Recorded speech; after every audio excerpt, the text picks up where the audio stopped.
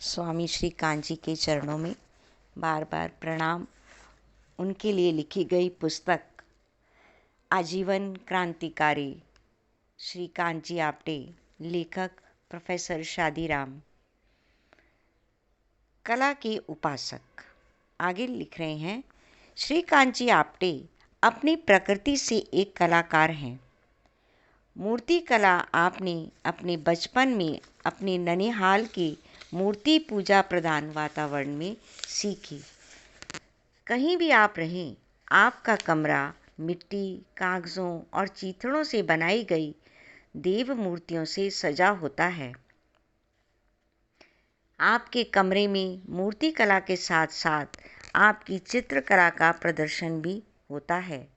दीवारों और फर्श को आप साधारण रंगों के द्वारा ऐसा चित्रित करते हैं मानो आपका कमरा एक चित्रकला प्रदर्शनी हो। किवाड़ों और खिड़कियों को आप अपनी कला प्रियता से ऐसा सुंदर रूप देते हैं मानो वे किसी ग्रामीण सादा रंगशाला के किवाड़ और खिड़कियां हों। संगीत कला में भी आपकी विशेष गति है। संतों की कृतियों को आप मधुर वाणी से और स्वर ताल के साथ गाते हैं तो सुनने वाले भक्ति रस का विशेष रसास्वादन करते हैं। गान के साथ आप नृत्य और अभिनय में भी गति रखते हैं। अपने क्रांतिकारी यौवन काल में आप वर्षों तक उस समय की थिएट्रिकल कंपनियों में अभिनय करते हुए अंडरग्राउंड जीवन बिताते रहे। आप स्वयं नाटक लिखते हैं और उन्हें खेलते हैं। जब आप पट्टी कल्याण आश्रम में रहते थे तो आपके अपने लिखे और आपके द्वारा संगठित की गई अभिनय मंडली द्वारा खेले गए सामाजिक नाटक सर्वोदय क्षेत्र में वर्षों तक रुचि का विषय बने रहे। उन नाटकों के अभिनय में मुख्य अभिनेता आप होते थे। आगे सेवावृत्ति। श्रीकांत जी आपटे जन सेवा की मूर्ति हैं। आपकी सेवावृत्ति दुखियों और पीड़ितों की तलाश में रहती है। जीवन मार्ग में आए सेवा के अवसर को जाने नहीं देना चाहते। पीड़ित की सेवा के लिए यदि पीड़ित व्यक्ति के साथ संघर्ष में भी आना पड़े तो आप उस संघर्ष को धर्म मानते हैं और सत्य तथा अहिंसा के साधनों से स्थिति में शुभ परिवर्तन लाने का प्रयत्न करते हैं। आपकी सेवा भावना अक्सर आपको अपने साथियों और संपर्क में आने वाले दरिद्रजनों को भोजन के लिए अपने यहाँ निमंत्रित करने की प्रेरणा देती रहती है। जब भी आपके पास अपनी आवश्यकता से कुछ अधिक पैसे होते हैं तो आप कभी अपने सहभागी साथियों को और कभी आसपास के हरिजनों आदि को सहभोज के लिए बुला लेते हैं। स्वयं परोसते हैं और स्वयं बर्तन साफ करते हैं। ये सब सेवा आप ऐसे मधुर और स्वाभाविक ढंग से करते हैं कि इस सेवा के लेने में संकोच नहीं होता, मानो हम अपनी माता से ही सेवा ले रहे हैं। भोजन बनाने में आप सिद्धहस्त हैं। अपने क्रांतिकारी जीवन के अंडरग्राउंड रहकर गुजारे गए लंबे अरसे में आप वर्षों तक बड़े बड़े संपन्न घरों में रसोइये के रूप में काम कर चुके हैं। इस वृद्धावस्था में भी 8-10 व्यक्तियों का भोजन आप देखते ही देखते तैयार कर देते हैं और भोजन भी केवल दाल रोटी नहीं बल्कि सात्विक और सादा होते हुए षटरस भोजन। आगे सुव्यवस्था तो मानो आपके जीवन में ओतप्रोत है। बिस्तर से उठकर बिस्तर को ऐसे सुचारू रूप से लपेटते और बांधते हैं जैसे किसी लंबी यात्रा की तैयारी हो। कमरे में हर चीज़ ऐसे अपने निश्चित स्थान पर रखी गई मिलेगी जैसे अभी कोई परीक्षक व्यवस्था कला की परीक्षा लेने आ रहा हो। किसी काम के लिए कोई चीज़ अपने स्थान से उठाई गई तो काम के चुकते ही वह वही अपने स्थान पर पहुंच जाएगी। हर कार्य को उसके ठीक समय पर करना आपकी प्रकृति में है। ठहर कर कर लिया जाएगा कि वृत्ति आपको पसंद नहीं। इन सब विशेष योग्यताओं के रहते अपने ऐसे नपे तुले जीवन के बावजूद आप अपने साथियों का साथ खूब निभाते हैं। हाँ, आपको इतना निश्चय हो कि वातावरण में असत्य और ढोंग नहीं है। आपके साथ रहते हुए आदमी ऊबता नहीं है और ना आप किसी से ऊबते हैं। हाँ, आपको ये निश्चय हो कि ये आपसी संबंध सत्य की आराधना के लिए हैं। वंश परिचय।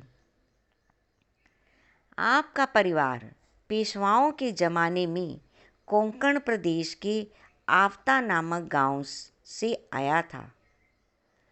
नाम के साथ लगा आपटे शब्द आफ्ता शब्द का ही रूपांतर है।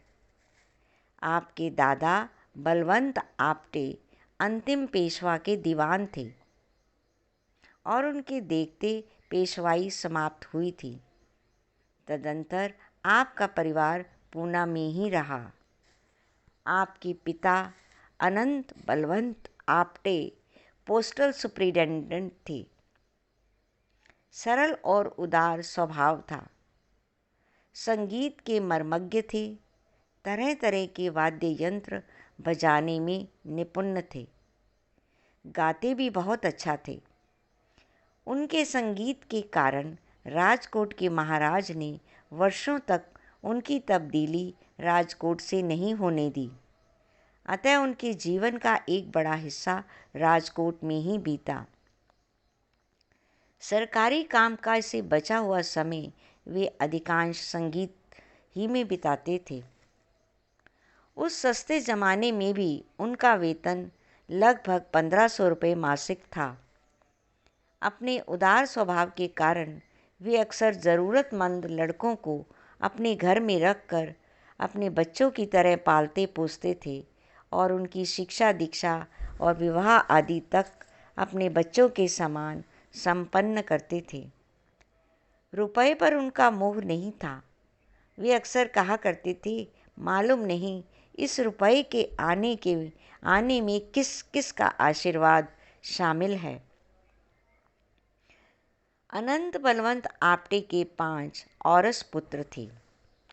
अभी उनकी आयु लगभग 35 वर्ष ही की थी कि पत्नी का देहांत हो गया। अपनी वृद्धा माता के बहुत आग्रह के कारण उन्होंने दूसरा विवाह कर लिया। दूसरी पत्नी से कोई बच्चा नहीं हुआ। दूसरे विवाह के कुछ ही वर्ष बाद लगभग 40 वर्ष की आयु में उनका देहांत हो गया। आपटे जी का ननिहाल अहमदनगर में था। ननिहाल के घर में कट्टर धार्मिकता और कर्मकांड का वातावरण था। अपने छोटे भाइयों सहित आप अधिकतर ननिहाल ही में रहे। एक कारण तो यह था कि पिताजी की नौकरी गुजरात में थी, जहां बच्चों की शिक्षा मराठी माध्यम से ठीक तरह नहीं हो सकती थी। दूसरा कारण कम से कम अंतिम वर्षों के लिए माता का अभाव भी हो सकता है। बचपन। जैसे कि कहा गया है, आपका बचपन अपने भाइयों सहित अपने ननिहाल के कट्टर कर्मकांडी वातावरण में बीता। घर में पूजा के लिए जो मूर्तियां थीं, उनकी संख्या 100 तक पहुंचती थी। हर एक मूर्ति को भगवान नाम से पुकारा जाता था। इन सब भगवानों की पूजा अर्चा का काम अक्सर आपके जिम्मे रहता था, क्योंकि आप अपने जिम्मे का लिए काम को बहुत लगन से करते थे और कट्टर कर्मकांडी मामा को आपके इस काम से संतोष रहता था। बचपन में आपका स्वास्थ्य बहुत कमज़ोर था।